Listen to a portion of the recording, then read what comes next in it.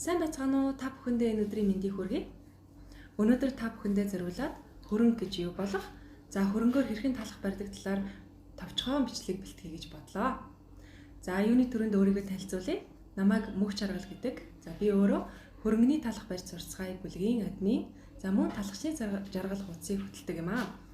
За одоо миний өмнө хөрөнгө байна. За энэ дотор нь маш их агаарын мөнгөлөгтэй идэвхтэй хөрөнгө маань байна. Хөрөнгө гэж яг юу вэ? За ер нь бол хөрөнгийг маш олон аргаар гаргаж авах боломжтой. За хамгийн төгөөмөл арга нь бол гурил усаар гаргаж авах, мөн тараг одоо гурилаар гаргаж авах гэсэн хоёр арга байгаа.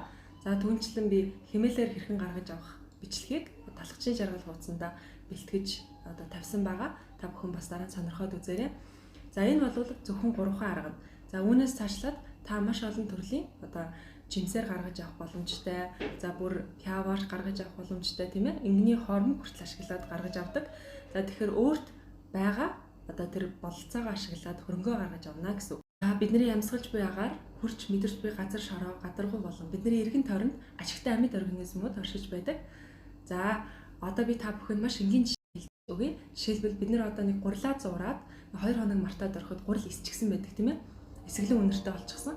За тэр яагаад тэр эсэлтэлт явагдаад эсгэлэн болоод бөмбөлөг гараад байдаг вэ гэхээр ерөөсөө гурилан дотор байдаг ашигтай амьд организм одоо гуриланд ус ороод ирэнгүүт идэвхжээд одоо амьдрал буцлаад эхэлдэг гэсэн үг.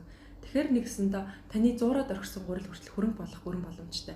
За тодорхой хэмжээний тэр организмын тоо хэмжээ нэгтрэл нь их байж талах одоо гурилан бүтээгдэхүүн хөөлгөх чадвартай болдог.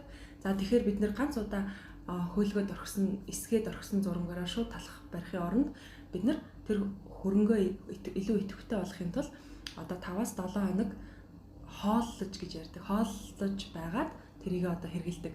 За хоолно гэдэг нь маш энгийнээр тайлбарлах юм бол одоо танд хамгийн ихний өдөр та нэг маш бага хэмжээтэй гурил ус 2 зуураад орхилоо тийм ээ. Гурил усны хэмжээ нь хоорондоо адилхан байвал зүгээр. За тэгэнгუутаа маргааш нь боллоо. Маргааш нь тэн дээр би дахиад гурил ус нэмээд зурлаа. За энийг хооллолт гэж хэлээд байгаа. Хүмүүс хөрөнгө хооллоно гэхээр гайхдаг. Яагаад хөрөнгө хооллох гэж яриад байгаа юм? Хэзээч би ингэж сонсч байгаагүй юм байна гэж ярьдаг. За хөрөнгө бол амьтай. Энэ бол амьд организм. Хөрөнгөний хоол нь гурил учраас бид нар хөрөнгөн дээр гурил нэмэхээр үргэлж хооллох гэж ярьж байгаа. За ингээд маргааш би дахиж хийгээд тавилаа. Баг зэргийн исч болно, эсгүй байж болно тийм ээ. Тэгэхэд би нөгөөдрөөс нь эхлээд ахаад хооллох гэхээр би одоо адилхан хэмжээтэй гурил ус хийх гэхээр өнөө савнд маань нэгт багтгаа болчдөг. Хэтэрхий их хэмжээний хөрөнгөтэй болчих гээд байдаг. Тэнгуут нь би одоо энэ зурагнаасаа талыг нь тастаж аваад за би ямар ч зурганд хайж болно. Би өнөөдрийн шөлтөө хоолныхаа гуриландаа ч хийгээд хэрэглэж болно тийм ээ. За ингээ үлдснээ дахиад яг адил хэмжээтэй гурил ус хийгээд одоо гэрийн амьтал тавиад байгаа шүү дээ тийм ээ. Гэрийн амьд тавьдаг нь эсэлт илүү хурдан байна. Хүйтэн газар байхаараа хөрөнгө хэсгүй байна. Зурмаг хөөхгүй байна гэсэн зүйл ерөөсөө байдаггүй. Хүйтэн газар бол арай удаан хэмнэлээр арай удаан хугацаа зарцуулж эсэлт явагдана. Тэрнээс биш адилхан хөөдөг гэдгийг мэд хэрэгтэй. За дулаан газар яг эсрэгээрээ хурдан хойно. За тийм болохоор хөрөнгө гаргаж авч явахдаа үргэлж гэрийн юмд тавьдаг. За ингээд би яг энэ маягаар 5-7 хоног хоолоод ирэхэд хөрөнгө маань тогтмол эсдэг болчихно. Би хөрөнгө хооллол тавингууд хөрөнгө одоо савнаасаа сагдаг ч юм уу, одоо савныхаа амсар дээр ирдэг ч юм их гой бөмбөлөг гараад хөөгд ирнэ те. Ингээд тогтмол хөөгд ирдэг болгоомт нь за одоо гурил зураад үзье гэдэг тийм ээ. Жижигхэн гурил талхны гурил зураад туршаад үзэж болно. Ингээд таны хөрөнгө чинь нэг удаа гаргасан байхад одоо үргэлж одоо тогтмол хооллолтын явцад илүү хүчтэй болоод маш бага хэмжээний хөрөнгө хэмжээтэй гурилыг хөөлөх чадвартай болдгоо. За би ингээд хөрөнгөө гаргаад авчлаа. За би бол маш энгийнээр тайлбарлаа те. Ерөнхийдөө бол адилхан хэмжээтэй гурил усан дээр нэмэл яваад байдаг. Их хэмжээтэй болохоор асгаад өргөжлүүлээд нэмээ яваад байна. За ус тогтдог. Ус тогтох бол маш хэвийн. За усыг нь асгаад хооллоод ийн гэж ойлгоно. За хөрөнгө маань ингээд 7 хоногийн дараа гарчихлаа тийм ээ. За гарчингууд нь би одоо хөрөгчөндөө хадгалж олно. За хөрөгчөндөө хадгалаад за би нэг 7 хоногт 2 удаа талах барьдаг болвол би талах барихынхаа өмнө гаргаж ирээд хөрөнгөө хооллоо сэргээчүүлэх зүгээр. Хооллоод гэдэг нь яг адил хэмжээтэй гурил ус зураад гэрийнхээ юм тавингууд өнөөх нь гоё эсээд гоё бөмбөлөг гараад ирнэ. Тэнгуут нь гурилаа зурчдаг гэсэн үг тийм ээ. За энэ бол гурил усаар хөрөнгө хэрхэн гаргаж авах одоо арга байлаа. За бидний бас нэг илүү түгээмэл хэрэгэл одоо мэддэг арга бол тараг гурлаар хөрөнгө гаргаж авах бол хамгийн амархан арга. За надад ерөөсөө эсэглэн тараг байхад л болдог. Ягаад гэвэл өөрөө тарагчин өөрөө сүн хүчлийн ашигтай бохитоор маш өндөртэй байдаг учраас эсэлт их хурдан явагддаг. Тэгээ дээрэс нь бас эсэглэн чанартай учраас тэр эсэлтийг нь дэмжиж өгдөг. Би өөрөө Монсуугийн тарагнууд ер нь хэрэглэдэг. Тэгээ Монсуугийн тараг их олддгүй учраас би нэг юм номонд ийм хөдөө гээд уламжлалт даргаа бүрсэн тараг гэж байдаг. Би энийг аваад гэрийнхээ өмд тавиад 1-2 хонцоор эсчдэг. Тэгээд хурдан эсгмээр бол таргандаа жоохон бага зэргийн сахар хийчих болно. Нэг халбах ч юм уу тийм ээ. Сахар хийгээд за би нэг аяга тараг эсгцэн байлаа гэхэд тэрэн дээрээ би нэг аяга гурал хийгээд сахар эссэн тарган дээр штэ. Нэг аяга гурал хийгээд тэг гэрийн юм сайхан таглаад юм уу бүтээгээд тавьчихаар за нэг 4-20 цагийн дотор маш сайхан эсчих. Гэрийн юм болон тарганы эсэлтийн одоо чадвараас шалтгаалаад хэр хурдан эсгэн шалтгаалах нь тийм ээ. За тэгэхээр ерөөсөө гурал усны хөрөнгийг 7 хоног гаргаж авдаг бол тараг гурилны хөрөнгийг за хоногтоо 2 хоногтоо гаргаад авах бүрэн боломжтой. Тийм болохоор нэг тарганы хөрөнгө хүмүүс их дуртай. За нэгэнт хөрөнгөтэй болчихлоо. За би тараг гурилны хөрөнгийг цааш яаж авч явах вэ гэвэл яг л гурил усны хөрөнгөтэй адилхан. За хэрэглэлтээ хөрөгчөндөө игээд тавьчихна. За хэрэглэх болохоор хөршнөөсөө гаргаж ирээд түүнийгээ сайхан хооллол их зүгээр. Яг л бид нар чинь нэг тогтмол талах барьдгүй учраас хөрөнгө маань одоо энэ дотор амьд организмууд хэрэглэхгүй удахаар одоо ингээ унтаа байдалд орчдөг. Унтаа байдалд орно гэхээр тэр талхны чи эсэлтэнд хөөлтийн хугацаанд чинь нөлөөлнө. Маш удаан хөөн ч юм уу эсвэл хөөхгүй байх боломжтой гэсэн үг. Тийм болохоор үргэлж сэргээдэг. Тарганы хөрөнгө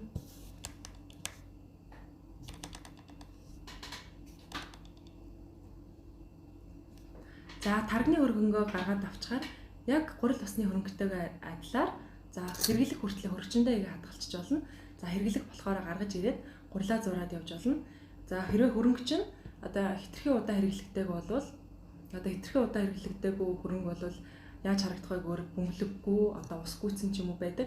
За тийм тохиолдолд зайлшгүй хооллож сэргээж байгаа хэрэглүүлэх зүгээр. Тэрнээс биш хөрөгчөнд ингээд хоолложаад хөрөгчөнд хийж 2-3 хонцсон гаргаад ирсэн хөрхөн бөмбөлөгтэйгээ байдаг ч юм уу те. Бага зэргийн зөөлөн эсгэлэн үнэртэйгээ байх юм бол шууд хэрэглэх бүрэн боломжтой байдаг шүү.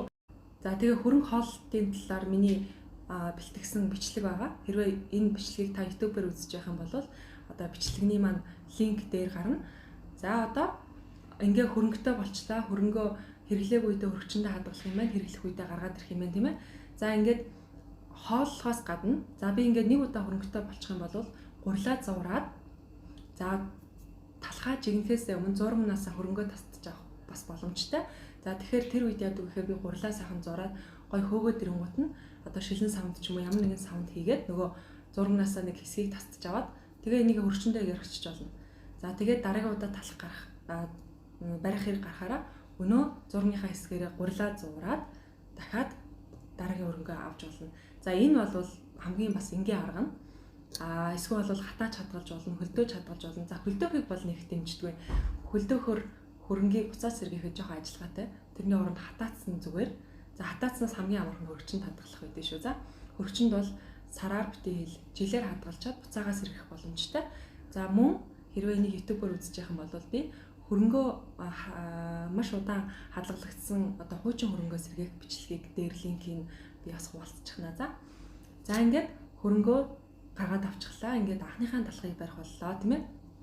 За анхныхаа талхыг барих болохоор за миний бичлэгүүдийг үзээд би бол аль болох хамгийн энгийн, хамгийн хялбар журуудыг одоо бичлэг болгон та бүхэндээ хүргэхийг зорддог. За надад бол талх гурлан бүтээгдэхүүний амт, чанар чухал. Тэрнээс биш өнгө үзэмж бол 2 дахь 3 дахь асуудал байдаг.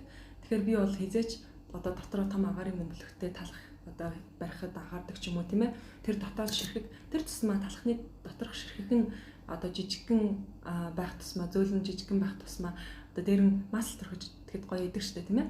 Тэгэхээр би аль болох одоо практикл буюу хүмүүсийг ингэж ойлгох үүднээс нь одоо би зүгээр нухалттай талхны журууд хөвчлэн хийдэг.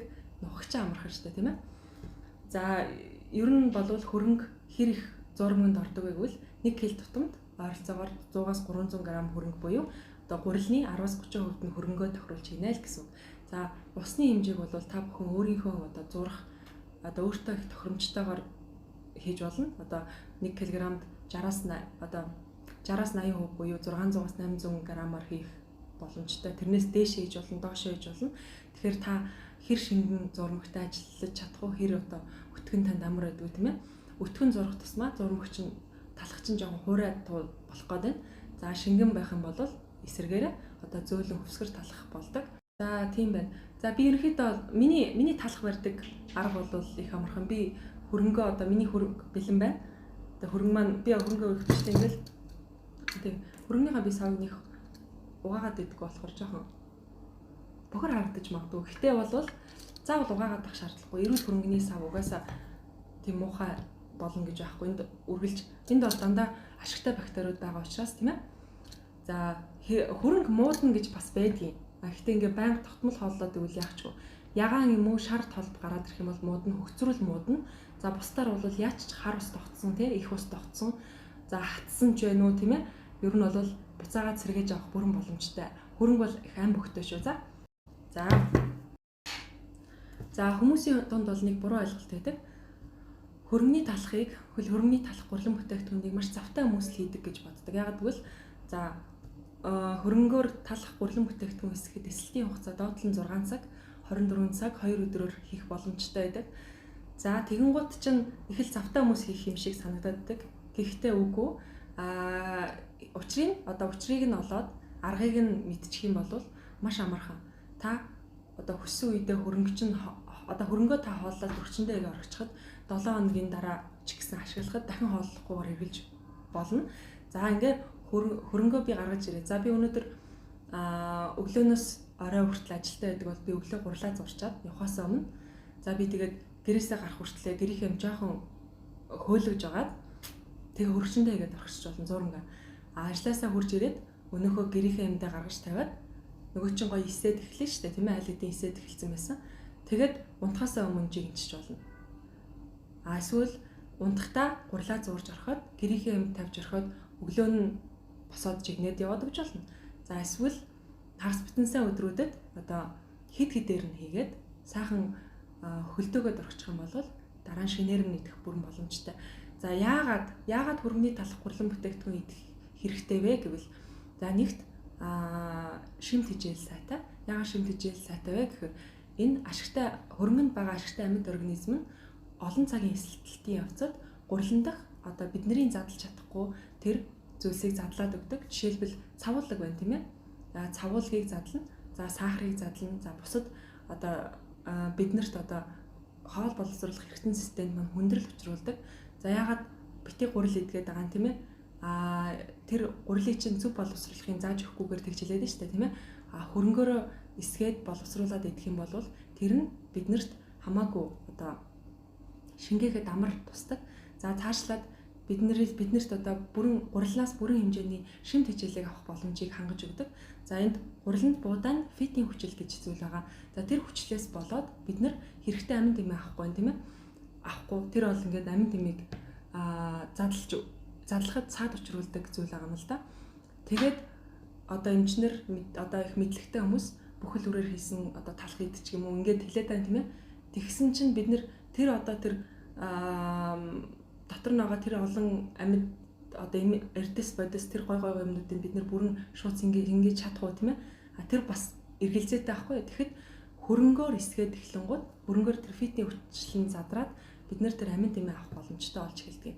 Тэгэхээр альва зүйлийг өөрсдийнхөө дайсан гэж авч үзэхээс өмнө эхлээд жоохон судлах хэрэгтэй. Яагаад одоо бид нар яагаад олон мянган жилийн тэртегээс улаан буудаг хэрэглээд ирсэн юм. Өнөөдөр болвол бууданаас харшилдаггүй ч юм уу тийм. Одоо глютений харшил гэдэг зүйл их хэлбэг болсон. Ер нь л олон зүйлээс харшилдаг болсон тийм ээ. За дээр үед бол маш бага байсан. Тэгэхээр тэр өөрөөсөө хоол боловсруулах хэв маягаас их шалтгаалдаг байсан байнамаа.